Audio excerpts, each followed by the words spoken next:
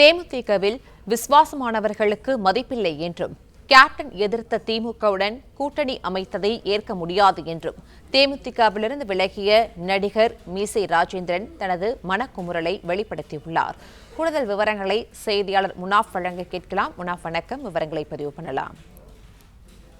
தேமுதிகவில் விசுவாசமானவர்களுக்கு மதிப்பில்லை என்றும், கேப்டன் எதிர்த்த திமுகவுடன் கூட்டணி அமைத்தது ஏற்க முடியாது என்றும் தேமுதிகவிலிருந்து விலகிய நடிகை மீசை ராஜேந்திரன் தனது மனக்குமுறலை வெளிப்படுத்தியிருக்கிறார்.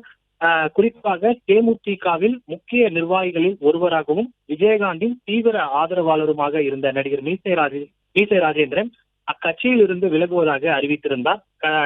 இந்த நிலையில மீசை ராஜேந்திரன் கட்சியில் இருந்து தான் விலகுவதாக தேமுதிகவினுடைய பொதுச் செயலாளர் பிரேமலதா விஜயகாந்துக்கு கடிதம் ஒன்றை எழுதியிருந்தார்.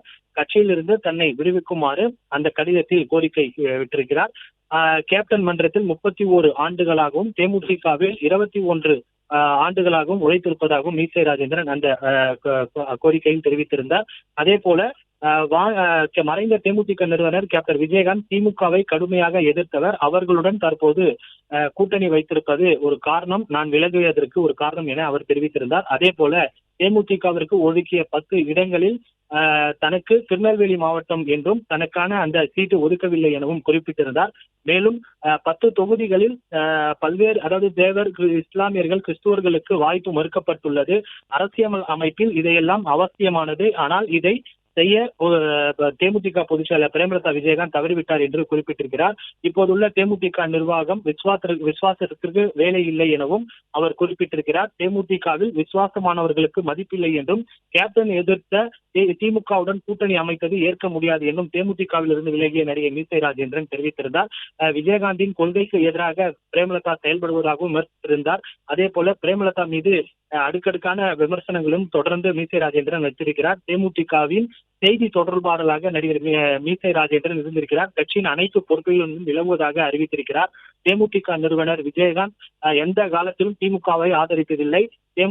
திமுகவுடன் கூட்டணி அமைத்திருப்பது கேப்டனுக்கு செய்யும் மிகப்பெரிய துரோகம் என்றும் நடிகர் மீசை ராஜேந்திரன் தெரிவித்திருக்கிறார். தேமுதிக போட்டியிடக்கூடிய 10 இடங்களில் தேவர் சமூகத்தினர், இஸ்லாமியர்கள், கிறிஸ்துவர்களுக்கு வாய்ப்பு மறுக்கப்பட்டிருக்கிறது என்று குறிப்பிட்டிருக்கிறார். கேப்டன் இருந்தபோது இருந்த நிர்வாகம் வேறு, இப்போது பிரேமலதா தலைமையிலான இருக்கும் நிர்வாகம் வேறு எனவும் குறிப்பிட்டிருக்கிறார். 31 வருஷமா மன்றத்துல இருந்தோம், 21 வருஷம் கட்சியில இருந்தோம். சரிங்க சார்.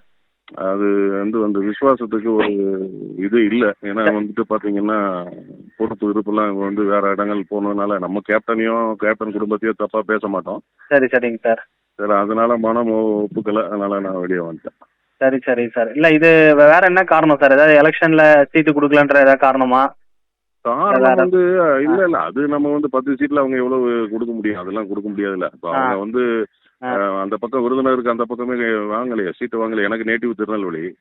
Okay sir. ஆமா, அந்த பக்கம் திருநெல்வேலி எல்லாம் வாங்கலையா அவங்க. பட் நினைச்சிருந்தா வாங்கி கொடுத்துருக்கலாம். எலெக்ஷன் நேரத்துல இந்த மாதிரி விலகிறதுக்கான என்ன சார் காரணம் ஆயிடுச்சு? காரணமா தான் நமக்கு அங்க ஒப்புக்கல, பிடிக்கல, அதனால விலகிட்டோம். Okay sir. இல்ல, என்ன ஒத்துக்கல பிடிக்கலாம், ஏதாவது ஒரு காரணம் இருக்கும்ல சார்.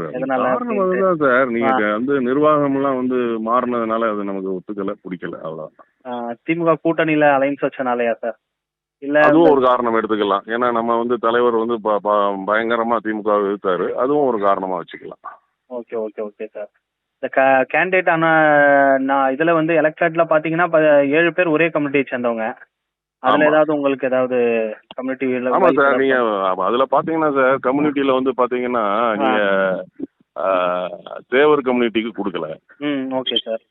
இஸ்லாமிய சகோதரர்களுக்கு யாருக்குமே கொடுக்கல. Okay sir. அதே போல மைனாரிட்டி 1-2 மைனாரிட்டி கம்யூனிட்டிக்கும் கொடுக்கல. Okay sir. ஸோ இதெல்லாம் ஒரு அரசியல் அமைப்புல இதெல்லாம் அவசியமானது. அதை அவங்க செஞ்சிருக்கணும். அதுவும் செய்யல. பட் அது அவங்க நம்ம சொல்லி தெரிய வேண்டியதில்லை. ஏன்னா இது அவங்க கட்சி, அவங்க இஷ்டம். சரிங்க சார். பட் அதெல்லாம் பண்ணணும்ல. ஒரு அரசியல் அமைப்புங்கும் போது அதெல்லாம் தேவை தானே. கேப்டன் இருக்கும்போது இருந்தது வேற, அந்நியார் இருக்கும்போது வேற. இப்போ நிர்வாகங்கள் விசுவாசத்துக்கு வேலை இல்லை. அது நிர்வாகம் மாறினதுனால, அதனால நமக்கு அது ஒத்துக்கல, அதனால வெளியே வந்துட்டோம்.